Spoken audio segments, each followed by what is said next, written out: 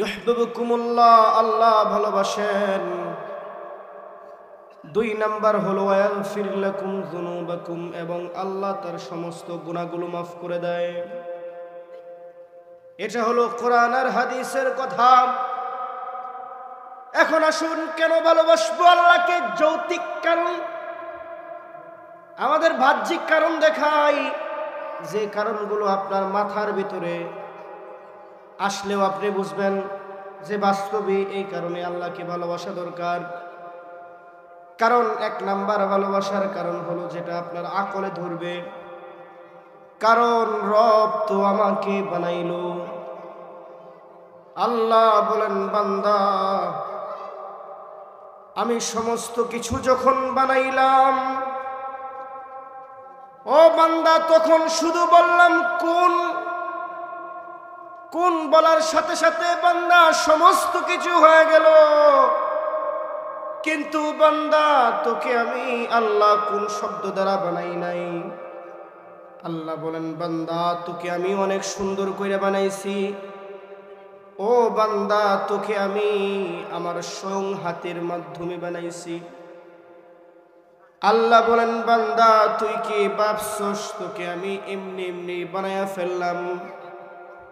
না বান্দা না, তোকে যখন আমি বানাই, ও বান্দা তোর তো মুখ বানাইলাম আমি। মুখ বানানোর পর বান্দা তোর মুখের ভিতরে যদি আমি চোখ ফিট করলাম, বান্দা আমি আল্লাহ বারবার যা দেখছি, বান্দা তো আমি বানাইলাম। বান্দা বানানোর পর 2টা যে চোখ দিলাম, বান্দার এই চেহারার সাথে বান্দার চোখ ফিট খায় কিনা? আল্লাহ বলেন, বান্দা তোকে বানানোর পর তোর তো আমি একটা নাক দিলাম। ও বান্দা আমি আল্লাহ বারবার তোর নাকের কাছে যা আমি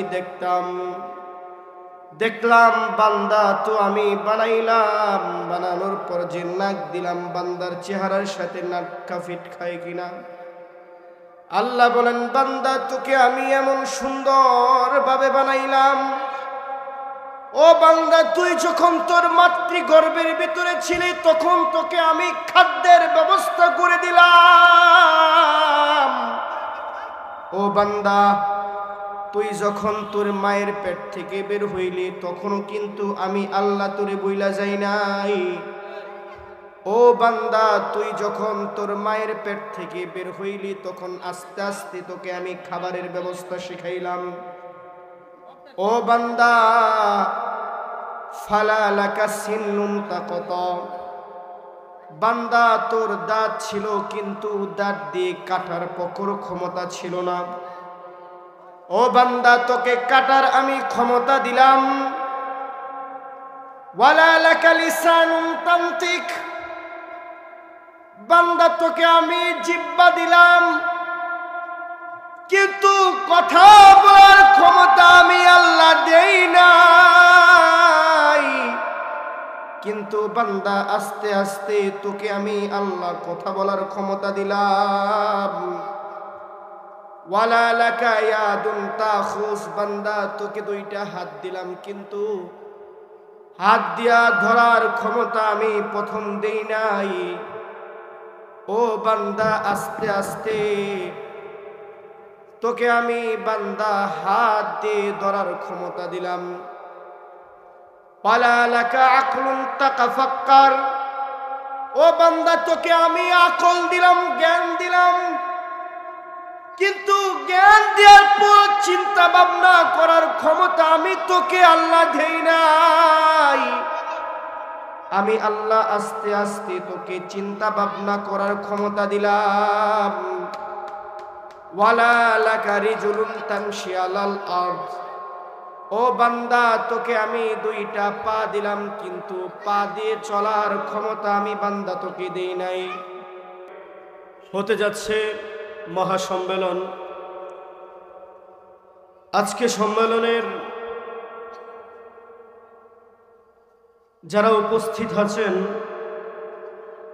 এবং আমার কথাগুলো যারা শুনতেছেন, তাদের সকলকে আমার আন্তরিক আমার অন্তরের অন্তরস্থল থেকে আন্তরিক মুবারকবাদ ও শুভেচ্ছা। আমি ভাবতেছিলাম আপনাদের সম্মুখে কি বিষয়টা নিয়ে আলোচনা করব, তো আমার মাথার ভিতরে চলে আসলো যে বিষয়টা সবচাইতে গুরুত্বপূর্ণ, সে বিষয়টা হলো আল্লাহ আমাদেরকে কেন পাঠাইলেন।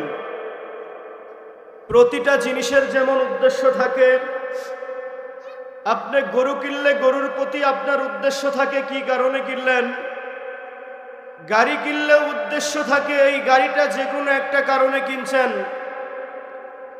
বাড়ি যদি আপনি করেন উদ্দেশ্য ছাড়া বাড়ি কেউ করে না।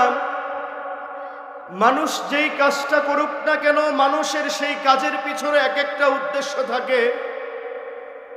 তো আল্লাহ রব্বুল আলামিন আমাদেরকে যে বানাইলো, আল্লাহ রব্বুল আলামিন মানুষ কেন বানাইলেন, এই মানুষ বানানোর পেছনে আল্লাহ উদ্দেশ্য কি রাখলেন, আল্লাহ রব্বুল আলামিন কারণ কি রাখলেন, ইনশাআল্লাহ এই সম্পর্কে আমি কিছু কথা বলার চেষ্টা করব। তো আল্লাহ রব্বুল আলামিন আমার জবান দিয়ে এমন কিছু কথা বের করে দিক, যে কথার মাধ্যমে আমি উপকৃত হব এবং যারা শুনতেছেন তারাও যেন উপকৃত হন। আল্লাহ রব্বুল আলামিন কোরআনের আয়াতের ভিতরে বলে দিলেন, ও বান্দারা শুনে রাখো, আমি পৃথিবীর ভিতরে কোনো কিছুকেই অনর্থক বানাই নাই। ও বান্দা তুমি আসমান দেখো, আমি আল্লাহ আসমান কিন্তু অনর্থক বানাই নাই। ও বান্দা জমিন দেখো, জমিনও আমি আল্লাহ অনর্থক বানাই নাই। আল্লাহ বলেন, ওয়ামা খালাকাল আরদা ওয়াস সামাআ ওয়ামা বাইনাহুমা বাতিলা। আল্লাহ আমাদেরকে বুঝাইতে চান, ও বান্দা দুনিয়ার বুকে যা তোমরা দেখো আর যা কিছু দেখো না, আমি আল্লাহ কোনো কিছুকেই অনর্থক বানাই নাই। এই আয়াতের মাধ্যমে বোঝা যায়, যেহেতু আল্লাহ কোরআনের আয়াতের ভিতরেই বলে দিলেন কোনো কিছুকেই অনর্থক বানান নাই, এমনেই বানান নাই, তাই বোঝা যায় আল্লাহ মানুষকেও এমনেই বানায় নাই। যখন আপনার এই আয়াত পড়া আপনার মনের ভিতরে জাগলো, রব তো কোনো কিছুকেই অনর্থক বানায় নাই, তো রব তো মানুষও অনর্থক বানায় নাই। কোরআনের আয়াতের ভিতরে আল্লাহ এই প্রশ্নের জবাবটা দেয়, আমি তো কোনো কিছু অনর্থক বানাই নাই, মানুষও আমি আল্লাহ অনর্থক বানাই নাই, কোনো না কোনো কারণে বানাইছি। আল্লাহ কারণটা বলেন, ওয়ামা খালাকাতুল জিন্না ওয়াল ইনসা ইল্লা লিয়াবুদুন। যখন আমাদের অন্তরের ভিতরে প্রশ্ন আসলো, কিরেন রব নাকি সব বানানোর পর উদ্দেশ্য রাখছে কোনো না কোনো কারণে, তো রব তো আপনাকে আমাকে বানাইলো, এটারও কোনো উদ্দেশ্য আছে। রব বলে দেন, হা হা হা, মানুষ বানানোর পিছনে উদ্দেশ্য আছে। সে উদ্দেশ্যটা হলো, আল্লাহ বলেন আমি মানুষকে বানিয়েছি আমি আল্লাহর ইবাদত করার জন্য। আল্লাহ বলেন, বান্দা তুই পৃথিবীতে যা কিছু দেখিস, আসমান থেকে শুরু করে আসমানের উপরে যা আছে, জমিনের নিচে যা আছে, আসমান আর জমিনের মাঝখানে যা আছে, ও বান্দা সবকিছু আমি কেন বানাইছি বান্দা তুই জানোস কিনা? ও বান্দা শুনে রাখ, সবকিছু আমি বানাইছি মানুষ তোর উপকারের জন্য। দেখবেন পৃথিবীর ভিতরে যে সমস্ত জিনিস আপনারা দেখেন এবং যে সমস্ত জিনিস দেখেন না, সবকিছু মাওলা বলেন আমি মানুষের উপকারের জন্য বানিয়েছি। আর মানুষকে বানানোর পেছনে কারণ হলো একটা, সেটা হলো লিয়াবুদুন। আল্লাহ বলেন মানুষকে বানানোর পেছনে কারণ যে একটা, সেটা হলো আল্লাহর ইবাদত। এখন বলেন তো দেখি আল্লাহর ইবাদত করব কিভাবে? ইবাদত তো জানেনি, নামাজ, রোজা, হজ, যাকাত, অর্থাৎ আল্লাহ যা আদেশ করেছেন সেগুলো মানা, আর যে সমস্ত কিছু কাজ করতে বারণ করেছেন সেগুলো থেকে বেঁচে থাকাও ইবাদত। এগুলো হলো ইবাদত। আমরা মাহফিলে আসছি কেন? এই কারণে আসছি, মাহফিলে আসছি যাতে আল্লাহকে পাওয়া যায়। আল্লাহকে কি করে পাওয়া যায় এই বিষয়টা জানার জন্যই তো আসছি। দেখেন আল্লাহ কি বইলা দিলেন, আল্লাহকে পাওয়ার উপায় কি? আল্লাহ রব্বুল আলামিন বললেন, বান্দা, আল্লাহ রব্বুল আলামিন কয়, বান্দা, আমি আল্লাহকে এমনি এমনি পাওয়া যায় না। আমি আল্লাহকে কিন্তু ডাইরেক্ট তোমরা পাবা না। দুনিয়ার বুকেও যদি আপনি কোনো নেতার সাথে দেখা করতে চান, ডাইরেক্ট কিন্তু নেতার সাথে দেখা করা যায় না। আল্লাহ বলতেছে, আমি আল্লাহকে ডাইরেক্ট পাওয়া যায় না, মাধ্যম আছে। আল্লাহ রব্বুল আলামিন বলেন, ইন কুনতুম তুহিব্বুনাল্লাহ ফাত্তাবিউনি ইউহিব্বুকুমুল্লাহ ওয়া ইয়াগফির লাকুম যুনুবাকুম ওয়াল্লাহু গফুরুর রহিম। আল্লাহ বান্দাকে বলে দিলেন, ও বান্দা, দুনিয়ার বুকে আমি আল্লাহকে ডাইরেক্ট পাবা না, আমি আল্লাহকে পাওয়ার মাধ্যম আছে। আল্লাহ বললেন, ইন কুনতুম তুহিব্বুনাল্লাহ, যদি আমি আল্লাহকে তোমরা পাইতে চাও, ফাত্তাবিউনি, যদি আল্লাহকে পাইতে চাও তাহলে নবীর অনুসরণ করো। তাহলে বলেন তো দেখি, আল্লাহকে যদি পাইতে চান তাহলে কার অনুসরণ করতে হবে? নবীর অনুসরণ করতে হবে। এখন আসি, নবীকে কিভাবে পাওয়া যায়? সাহাবায়ে কেরাম জিজ্ঞাসা করলো, ইয়া রাসূলুল্লাহ, আমরা তো আপনাকে ভালোবাসি, দেখে আপনাকে দেখতেছি, ভালোবাসতেছি, ইয়া রাসূলুল্লাহ, যারা শেষ জামানায় আসবে তারা আপনাকে কিভাবে ভালোবাসবে? আমরা ভালোবাসি, আপনাকে দেখি তাই ভালোবাসি। ইয়া রাসূলুল্লাহ, শেষ জামানায় যারা আসবে তারা আপনাকে কিভাবে ভালোবাসবেন? নবী হাদিস বলেন, মান আহাব্বা সুন্নতি ফাকাদ আহাব্বানি ওয়া মান আহাব্বানি কানা মাই ফিল জান্নাহ। নবী সাল্লাল্লাহু আলাইহি ওয়াসাল্লাম হাদিসের ভিতরে বলে দিলেন, মান আহাব্বা সুন্নতি ফাকাদ আহাব্বানি, যে ব্যক্তি আমার সুন্নতকে ভালোবাসবে সে যেন আমাকেই ভালোবাসলো। তাহলে ভাই দেখেন, প্রথম বললাম আল্লাহকে ডাইরেক্ট পাওয়া যায় না, পাওয়ার মাধ্যম হলো নবী। নবীও বললেন, আমাকে ভালোবাসারও একটা মাধ্যম আছে, আমাকে পাওয়ারও একটা মাধ্যম আছে। সেই মাধ্যমটা কি বলেন তো দেখি? নবীর সুন্নতকে অনুসরণ করা। তাই এই আয়াত আর হাদিসের মাধ্যমে বুঝতে পারলাম, রবকে যদি কোনো ব্যক্তি পাইতে চায় তাহলে নবী যেভাবে চলছে, নবী যা করতে বলছে, অর্থাৎ নবীর সুন্নতকে অনুসরণ করতে হবে। যদি ভাই আপনি নবীর সুন্নতকে অনুসরণ করেন তাহলে আপনি নবীকে পায়া গেলেন। আর নবীকে যদি পান তাহলে আল্লাহ রব্বুল আলামিন বলেন, ওই ব্যক্তিকে আমি 2টা পুরস্কার দেব। কয়টা পুরস্কার বলেন তো দেখি? 2টা পুরস্কার দিবেন আল্লাহ রব্বুল আলামিন বলেন, যদি কোনো ব্যক্তি আমি আল্লাহকে পাইতে চায় নবীর অনুসরণ জরুরি, আর কোনো ব্যক্তি যদি নবীর অনুসরণ করে ওই ব্যক্তিকে আল্লাহ রব্বুল আলামিন 2টা পুরস্কার দিবেন। 1 নাম্বার পুরস্কার হলো ইউহিব্বুকুমুল্লাহ, আল্লাহ রব্বুল আলামিন বলেন ওই ব্যক্তিটা নবীর অনুসরণ করার কারণে আল্লাহ ওই ব্যক্তিটাকে ভালোবাসবেন। প্রথম পুরস্কার দেখেন কত বড় পুরস্কার। ইউহিব্বুকুমুল্লাহ, স্বয়ং ভালোবাসবে আল্লাহ আপনাকে। যদি দুনিয়ার সকলেই আপনাকে অপছন্দ করে, কিন্তু একজন ভালোবাসে, সে হলো আল্লাহ।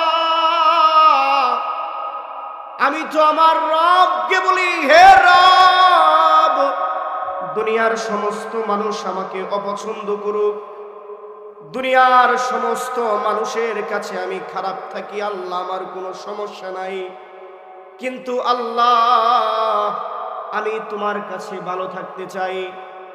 তাই আল্লাহ বললেন, ও বান্দা, তোমরা যদি নবীর অনুসরণ করো তাহলে আমি আল্লাহ তোমাকে ভালোবাসবো। আল্লাহ ভালোবাসায় কিন্তু লাভ আছে। যে ভালোবাসে, যে মনে করেন আপনাকে একজন ভালোবাসে, তাহলে লাভটা কার? আপনার। আপনি একজনকে ভালোবাসেন, কিন্তু সে আপনাকে বার্তাই দেয় না, এই ভালোবাসায় লাভ আছে নাকি? অথচ আপনাকে একজন ভালোবাসে, ওই ভালোবাসায় লাভ আছে আপনার, সে আমাকে ভালোবাসে। আল্লাহকে ভালোবাসা যায়। আল্লাহকে ভালোবাসার থেকে আল্লাহ যাকে ভালোবাসবে সে বেশি দামি। আল্লাহকে তো বান্দা, সমস্ত বান্দাই ভালোবাসে, কেউ কম বাসে, কেউ বেশি বাসে, কিন্তু কোন ব্যক্তি দামি বেশি? যে ব্যক্তিকে আল্লাহ ভালোবাসে। যেমন ভালোবাসছে, একটা ভালোবাসার উদাহরণ শোনাই। একজন জমিদারের কন্যা ছিল, জমিদারের পুত্রবধূ আর জমিদারের সন্তান রাস্তা দিয়ে হাঁটতেছে। জমিদারের পুত্রবধূ রাস্তা দিয়ে যখন হাঁটে, অপর দিক দিয়ে একজন ভিক্ষুক আসতেছে। ভিক্ষুক, এই ভিক্ষুক যখন আসতেছে, জমিদারের পুত্রবধূর সাথে যখন একসাথে হয়েছে, ফকির যাইতেছে আর জমিদারের পুত্রবধূ আসতেছে, যখন তারা ক্রসিং হইল, একজন আরেকজনকে পার করে যখনই যাবে, তখন ওই ফকিরের পায়ের কাদা জমিদারের পুত্রবধূর শরীরে লাগলো। কি লাগলো? ওই ফকিরের পায়ের কাদা জমিদারের পুত্রবধূর শরীরে যখন রাখলো, জমিদারের পুত্রবধূ তো নিজেকে জমিদারি দাবি করে, জমিদারের মতোই ভাব করে আর কি। এখন জমিদারের পুত্রবধূ কি করলো? তার স্বামীকে কল দিল, তার স্বামীকে খবর দিল, আর ওই ফকিরের প্রতি খুব রাগ হয়ে গেল। ওই জমিদারের পুত্র আসলো, পুত্র আসার পর দেখে যে তার বিবি তার কলিজার মানুষের কাপড়ের ভিতরে পেকের কাদা লাগছে, কাদা লাগছে। এইটা দেখে জমিদারের পুত্র আর সহ্য করতে পারল না, ওই বৃদ্ধকে একটা গালের নিচে বসায়া দিল। বৃদ্ধ মাটিতে লুটায়া পড়ল। সে শুধু বিদ্রোহী ছিল না, জীর্ণ শীর্ণ ছিল, পরনে কোনো জুতা ছিল না, ছিঁড়া ফাড়া জুতা ছিল, কাপড়ও ছিল না। ওই বৃদ্ধকে যখন তার যৌবনের জোয়ানি দিয়ে একটা থাপ্পড় দিল, বৃদ্ধ সঙ্গে সঙ্গে মাটিতে পড়ে গিয়ে তার প্রতিবাদ করলো না, শুধু দুই হাত তুলে আল্লাহকে বলল, হে আল্লাহ, তুমি তো সব দেখো, ফালা তারা মা ভি, তাহলে তুমি কি দেখতেছো না আমার উপর কি কাজটা হলো? তাকে কোনো প্রতিবাদ করলো না, জানাইলো কাকে? আরশের মালিককে জানাইলো, হে আল্লাহ, তোমাকে তো দেখা যায় না, আর তুমি তো সব দেখো, যেহেতু তুমি সব দেখো, তাহলে দেখছো না আমার উপর কি আক্রমণ করা হচ্ছে, আমার উপর কি কাজটা করা হচ্ছে, তুমি কি এটা দেখছো না? এই কথা বলতে দেরি হইল, জমিদারের পুত্র মরতে দেরি হইল না। এই কথা বলতে দেরি, জমিদারের পুত্র মরতে দেরি হইল না। জমিদারের কাছে সংবাদ পৌঁছে গেল। জমিদার এসে আটক করলো সেই বৃদ্ধকে, সেই ফকিরকে আটক করলো। ওই বৃদ্ধ ফকিরকে নিয়ে গেল তার রাজদরবারে। রাজদরবারে যখন নিয়ে গেল, রাজার কাছে যখন আসামি যায়, তখন আসামির মন খারাপ থাকে না হাসে? অবশ্যই তার মন খারাপ থাকে। এখন ওই জমিদার দেখতেছে যে ব্যক্তি তার সন্তানকে হত্যা করলো, যে কোনো মাধ্যমেই হোক, ওই ব্যক্তি জমিদারের শাস্তির সামনে দাঁড়ানোর পরেও সে হাসতেছে, অথচ কাদার দরকার ছিল সে হাসতেছে। তখন জমিদার বলতেছে, এই তুই হাসস কে? তখন ওই বৃদ্ধ লোকটা বলতেছে, প্রেমের খেলা এমনই হয়, সেই কারণে হাসি। বলতেছে, প্রেমের খেলা এমনই হয়, সেই কারণে হাসি। বলল, প্রেমের খেলা এমনই হয় মানে বুঝলাম না। কই, বুঝলা না? বুঝাইয়া দেই। বুঝলা না? যেহেতু বুঝাইয়া দেই, তোমার পুত্রবধূর গায়ের ভিতরে আমার সামান্য একটু কাদা লাগছে পায়ের, তাই তোমার সন্তান প্রেমিকার গায়ে একটু কাদা লাগছে, তাই সে সহ্য করতে পারে নাই। সে তাকে ভালোবাসে, ভালোবাসার প্রেমিকার গায়ে কাদা লাগছে, তাই সে সহ্য করতে পারে নাই। তার যৌবনের শক্তি দিয়া আমার গালের ভিতরে আঘাত করছে। আমার তো একজন মালিক আছে, আমাকে যখন আঘাত করছে, আমাকে যে মালিক ভালোবাসে সেই মালিকও তো সহ্য করতে পারে নাই। সে তো আমাকে একটা থাপ্পড় দিয়া ক্ষান্ত হয়েছে, কিন্তু যে মালিক আমাকে ভালোবাসে সে থাপ্পড় দিয়া ক্ষান্ত হয় নাই। সে মালিক জান নিয়ে আনিছে, জান নিয়ে আনিছে, জান নিয়ে আনিছে। তাহলে রব যাকে ভালোবাসে তার লাভ না ক্ষতি? লাভ। তাই আল্লাহ বলেন, ও বান্দা, তোমরা যদি নবীর অনুসরণ করো আল্লাহ তোমাদেরকে কয়টা পুরস্কার দেবে বলেন তো দেখি? দুইটা, 2 নাম্বার পুরস্কার। 2টা পুরস্কারের ভিতরে প্রথম নাম্বার পুরস্কার ছিল ইউহিব্বুকুমুল্লাহ। আল্লাহ বলেন প্রথম পুরস্কারটা হলো আল্লাহ ওই ব্যক্তিকে ভালোবাসবেন। পানি নাই?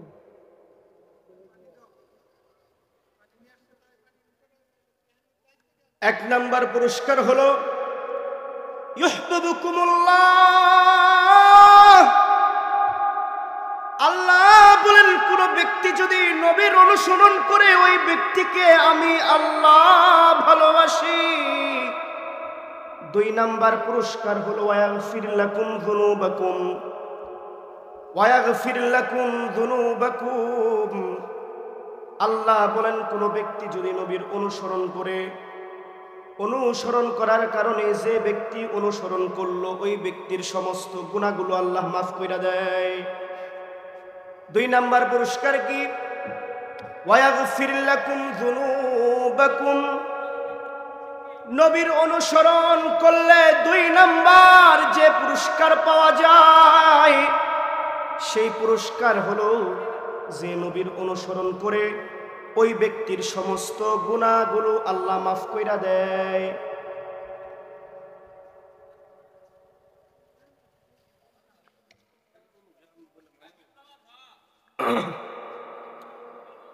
দেখেন কত দামি 2টা পুরস্কার। 1 নাম্বার পুরস্কার হলো রব ভালোবাসে। 2 নাম্বার পুরস্কার হলো বান্দার সমস্ত গুনাহগুলো আল্লাহ মাফ কইরা দেয়। ও ভাই, আপনি যদি এই 2টা জিনিস পায়া যান আর কিছু লাগে কিনা? যদি এই 2টা জিনিস পায়া যান আর কিছুর দরকার নাই। প্রথম জিনিস, সবচেয়ে মূল্যবান যে জিনিসটা হলো সেটা হলো রব। রবকে পাওয়া গেলেন। আর 2 নাম্বার হলো যেই জিনিসের কারণে আপনাকে জাহান্নামে যাইতে হবে সেটা হলো গুনাহ। আপনি যদি নেক আমল করেন, নবীকে ভালোবাসেন, আল্লাহ বললেন নবীকে ভালোবাসলে তোর সমস্ত গুনাহ আমি মাফ। দেখেন কেমন ভাবে মাফ করে। আরেকটা উপমা দেই, সবাই তো চিনেন, নবীকে চেনেন না? মুসা নবীকে চেনেন না? চেনেন তো না? শুনছেন, নাম শুনছেন? মুসা নবীর একজন খাদেমা ছিল, দাসী ছিল, যেই দাসীর নাম ছিল মাসদা। কি নাম? মাসদা, ওই মাসদা ফেরাউনের যে পালক কন্যাটা আছে ওই কন্যার সমস্ত দেখাশোনা সে করত। একবার মাসদা তার পালক কন্যাকে বলতেছে, হে কন্যা, তোমাকে আজকে আমি একটা কথা বলবো, যে কথাটা খুবই সত্য। বলল, আচ্ছা বলেন, কি বলবেন? বলল, তুমি তোমার বাবাকে যে দেখো, অর্থাৎ ফেরাউনের কথা বলতেছে, তোমার বাবাকে যে দেখো, তোমার বাবা যে নিজেকে রব দাবি করে সে কিন্তু প্রকৃত রব নয়। কি বললেন? তোমার বাবা যে নিজেকে রব দাবি করে সে কিন্তু প্রকৃত রব নয়। রব একমাত্র কে? রব হলো একমাত্র আল্লাহ। এই কথা যখনই শুনলেন কন্যা, সঙ্গে সঙ্গে পিতার কাছে যা বলে, আব্বা, আমাদের দাসী মাসদা কয়ে তুমি নাকি রব না, রব নাকি কিসের জন্য? একমাত্র ব্যক্তি সে হলো আল্লাহ। ওই ফেরাউন তার সৈন্যদেরকে ডাক দিল, বলল, যা মাসদাকে ধরে নিয়ে আয়। মাসদাকে ধরে আনলো। মাসদাকে ধরে আনার পর মাসদাকে বলে, মাসদা, আমি শুনলাম তুই নাকি আমার মেয়েকে বলছস আমি নাকি তোর রব না। মাসদা বলে, হ্যাঁ আমি বলছি আপনি আমার রব না, আমার রব হলো আল্লাহ। ফেরাউন কয়, মাসদা কি বলছিস? একটু ভেবে চিনতে বল, পরিণতি কিন্তু খুবই খারাপ হবে। মাসদার ঈমানি শক্তি দেখেন কেমন। মাসদা বলে, তুমি আমার পরিণতি যতই খারাপ করো, আমি তোমাকে কখনো রব বলে মানব না, কারণ আমার রব হলো একমাত্র একজন, সে হলো আল্লাহ।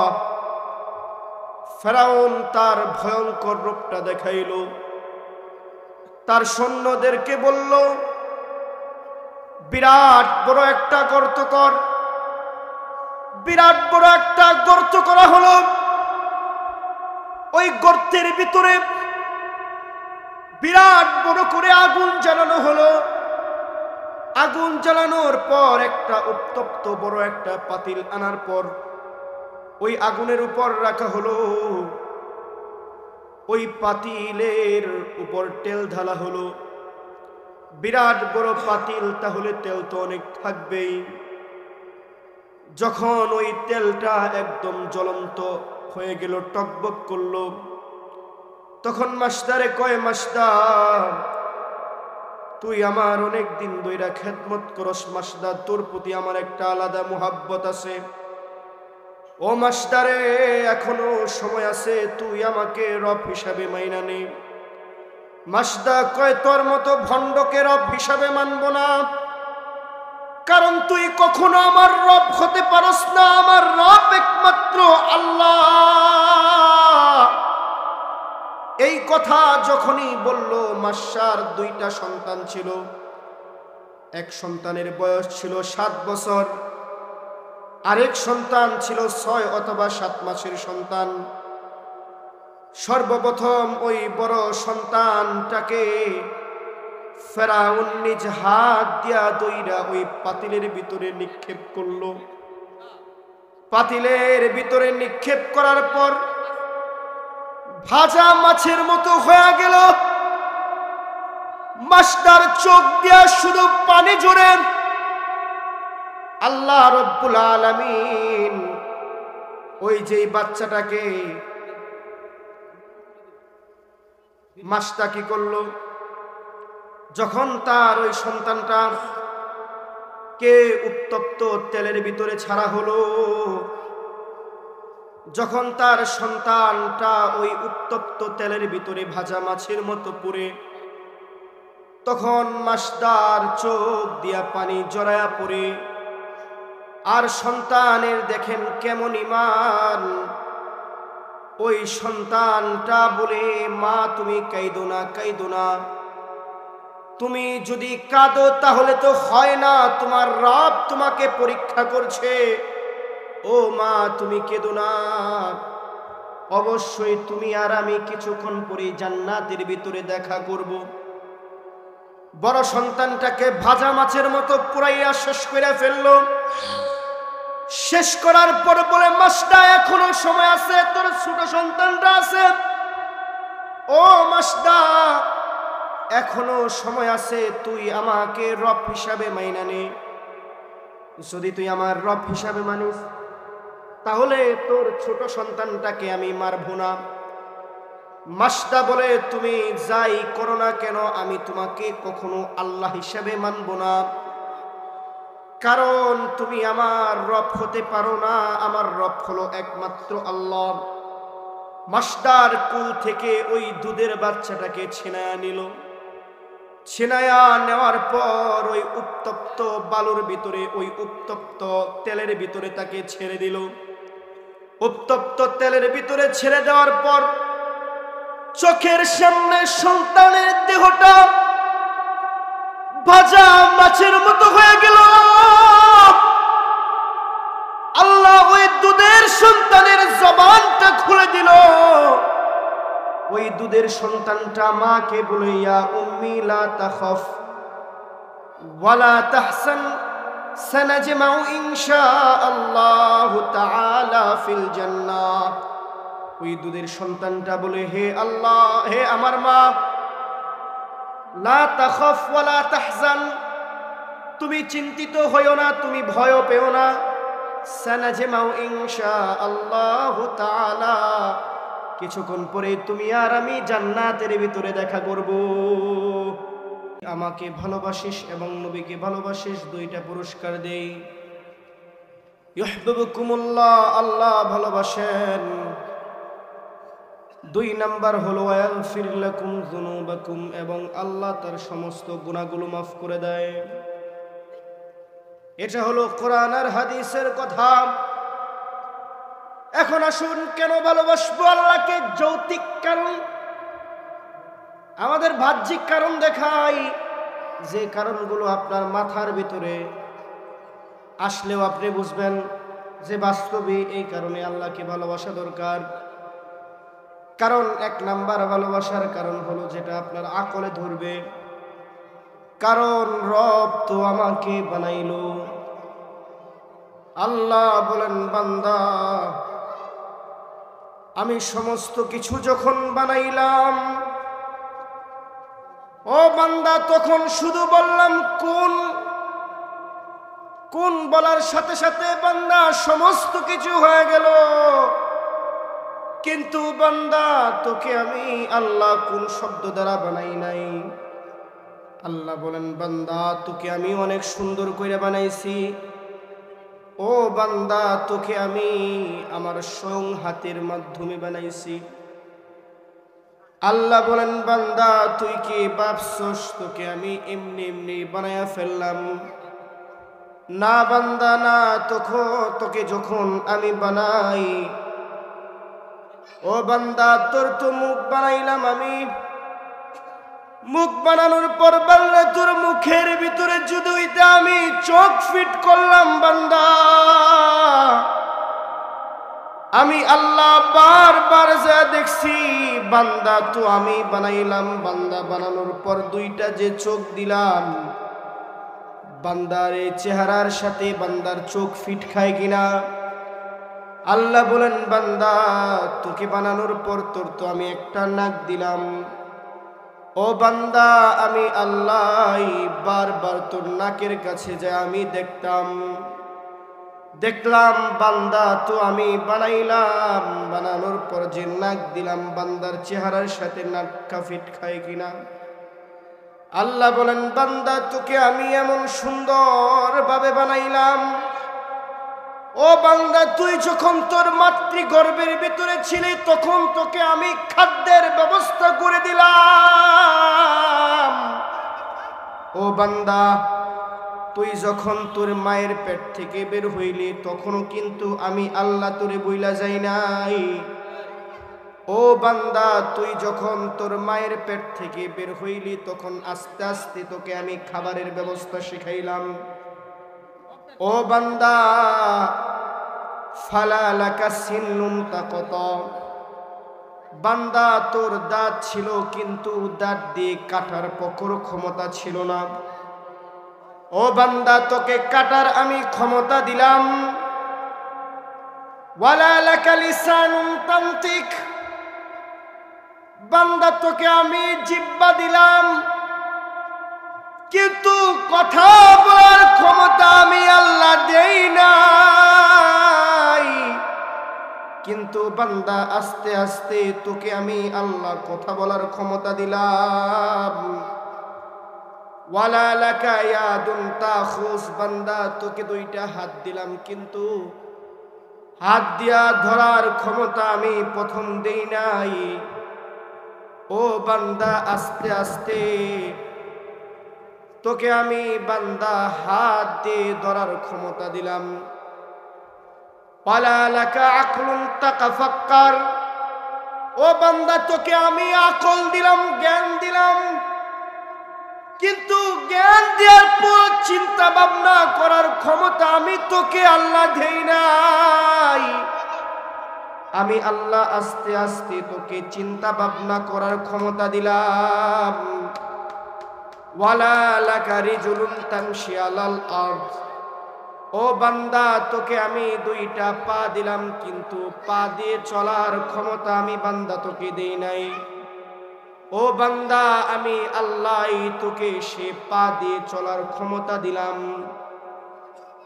ওয়ালা লাকা আকলুন তুমাইস, বান্দা তোর জ্ঞান করার ক্ষমতাও আমি দিলাম।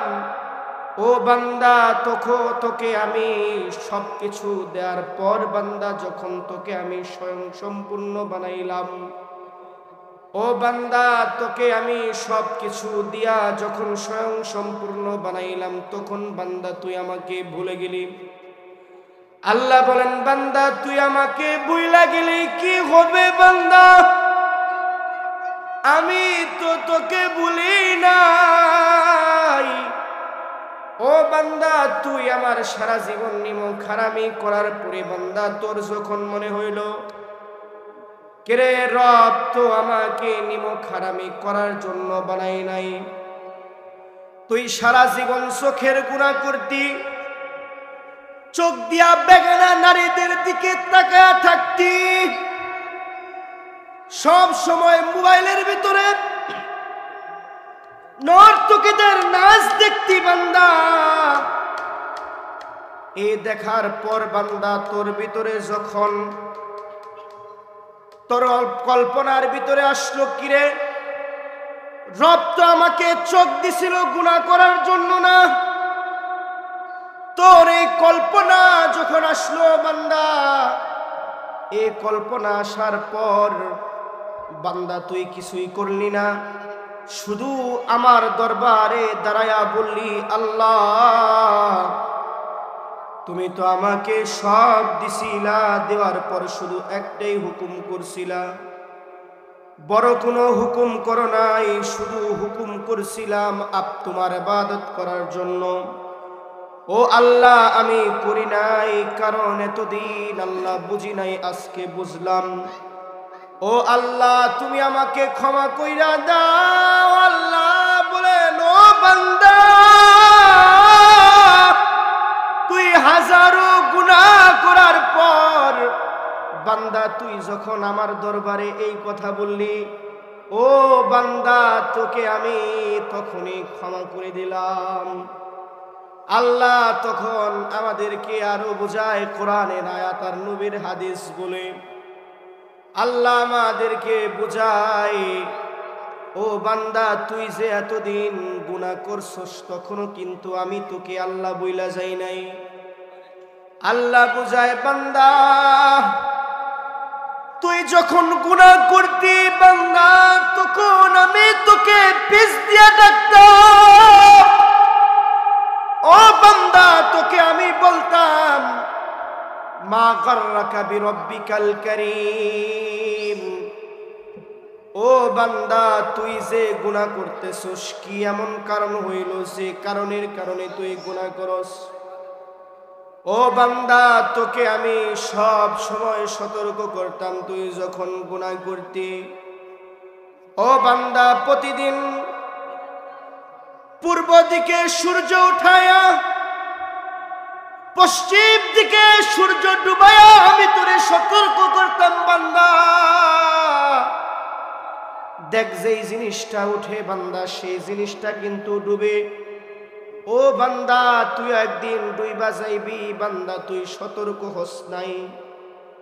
ও বান্দা প্রতিদিন আমি গাছের শুকনা পাতাগুলো জড়াইয়া তোরে আমি মেসেজ দিতাম, ও বান্দা দেখ যেই পাতা ধরে বান্দা সেই পাতা কিন্তু আস্তে আস্তে ঝরে পড়ে। ও বান্দা তুইও ওই গাছের পাতার মতো একদিন ঝরে পড়ে যাবি। ও বান্দা তুই তখনও সতর্ক হস নাই। ও বান্দা তোকে আমি আবার সতর্ক করাইলাম, তোর বাপকে মাইরা তোর সামনে তোর দাদার মৃত্যু দিয়া তোর নানার মৃত্যু দিয়া বান্দা তোকে আমি সতর্ক করাইলাম। ও বান্দা তোরে আমি বুঝাইলাম, দেখ বান্দা তুই আজকে তোর বাবার লাশটারে কাঁধে নিয়া ওই অন্ধকার কবরে রাইখা আসলি বান্দা, তুইও তো একদিন বাবা হবি, তোর লাশটাও তো মানুষ কাঁধে নিয়া ওই অন্ধকার কবরে রাইখা আসবে। ও বান্দা তুই এরপরেও সতর্ক হস নাই। বান্দা তোকে আমি খাওয়াইতাম পড়াইতাম হেফাজত করতাম, সব সময় তোর দেখাশোনা করতাম, কিন্তু এরপরেও বান্দা তুই সতর্ক হস নাই। সব সময় বান্দা তুই আমার নিমক হারামি করতি, এরপরেও বান্দা তুই যখন আমি আল্লাহর একটা বার আল্লাহ কয়া ডাক দিলি বান্দা, তখন আমি সব কিছু বইলা যাইয়া বান্দা তোরে ক্ষমা কইরা দিলাম। কারণ বান্দা কেন ক্ষমা করলাম তুই তো বান্দা জানোসই, কারণ বান্দা তোকে তো আমি নিজ হাতের মাধ্যমে বানাইলাম। এখন প্রায় প্রশ্ন আসতে পারে, কেমন ধরনের কথা বলেন হুজুর? এত গুনাহ করলাম এরপরেও নাকি একটা তওবার মাধ্যমে আল্লাহ ক্ষমা কইরা দেয়? এইটা আবার কোন ধরনের কথা? এই কথাটা বুঝবেন যারা ডিজিটাল জামানার ডিজিটাল ফুলাফান। বৃদ্ধদের বুঝা নাও আসতে পারে, কিন্তু যারা টাচ মোবাইল চালায় তারা বুঝবে, এ বাচ্চারা বেশি বুঝবে। এখন তো মনে করেন এই মোবাইল সম্বন্ধে যত ছোট মানুষ তত মোবাইল সম্বন্ধে বুঝে বেশি। আপনি মনে করেন মোবাইলের ভিতরে ডাউনলোড করছেন ওয়াচ, গজল না হয় গানই ডাউনলোড করছেন, উদাহরণস্বরূপ বুঝাইলাম। এখন আপনি ডাউনলোড করার পর ওই গান ওয়াচ এগুলো দেখতে দেখতে আপনার আর ভালো লাগে না, আপনার ইচ্ছা এগুলো দেখতে দেখতে তো পুরান হয়ে গিয়েছে, এখন এইগুলো একটু ডিলিট করে আমি অন্য কিছু নামাবো আমার মোবাইলের ভিতরে, না হয় মেমোরির ভিতরে। এখন যখন আপনি ডিলিট করতে যাবেন তখন দেখবেন সফটওয়্যার কয়েকটা দেখাবে। আপনি যদি চান তাহলে আপনার ওয়াচ অথবা গান একটা একটা করে ডিলিট করতে পারবেন। আপনি যদি বলেন না একটা একটা করে ডিলিট করব না, একসাথে 2-3টা ডিলিট করব, ডিলিট করারও অপশন আছে। আপনি যদি ইচ্ছা করেন না কি সাতার 1-2টা করে অথবা একসাথে 4-5টা করে ডিলিট করব, আমার তো সবগুলো দেখতে দেখতেই পুরাতন হয়ে গেছে, তাই একটা কাজ করি সবগুলো একসাথে ডিলিট করে দেই। যদি আপনি এইটা চান, এইটারও একটা সফটওয়্যার আছে, একটা ফাংশন আছে, সেটা হলো অল ডিলিট। যদি আপনি অল ডিলিটে চাপ দেন, আপনার যত বড় মেমোরি থাকুক না কেন, মেমোরির ভিতরে যত গান ওয়াচ আর গজল থাকুক না কেন, যদি আপনি অল ডিলিটে চাপ দেন, সঙ্গে সঙ্গে ফোনের ভিতরে যা আছে সবকিছু আপনার ডিলিট হয়ে যাবে। তাই ভাই একটু আকল দিয়ে খাটিয়ে দেখেন না, যে মানুষ একটা মোবাইল বানাইলো, যেই মানুষ সেই সফটওয়্যার বানাইলো, যে মানুষ সেই গান বানাইলো, যে মানুষ সে ডিলিট করার অপশন বানাইলো, যে মানুষকে আল্লাহ বানাইলো, সেই মানুষই তো এইগুলো বানাইলো। যদি মানুষের মাথায় এমন একটা জিনিস করতে পারে, যেই জিনিসটা হলো অল ডিলেটে চাপ দিলে মেমোরির সব ডিলেট হয়ে যায়, যদি মানুষই এই কাজ দুনিয়াতে করতে পারে, তাহলে যে রব মানুষ বানাইলো সেই রব কেন পারবে না আমাদেরকে অল ডিলেটে চাপ দিয়ে আমাদের तमाम জিন্দেগীর সমস্ত গুনাহগুলো মাফ করে দিতে? পারবে না? অবশ্যই পারবে। তাই ভাই, গুনাহ তো করতে করতে জীবন শেষ, তওবা করার অপশন আছে।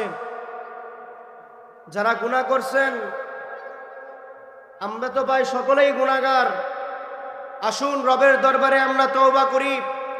রবকে বলি, রব তোমাকে এতদিন তো বুঝি নাই, তাই গুনাহ করছি, রব আমাকে মাফ করে দাও। ইনশাআল্লাহ তাআলা যদি আপনি রবকে বলার মতো বলতে পারেন, রব আপনার দোয়া অবশ্যই কবুল করবেন। যে কথাগুলো বললাম, আল্লাহ রাব্বুল আলামিন সেই কথাগুলোর উপর আমাদের সকলকে আমল করার তৌফিক দান করুন।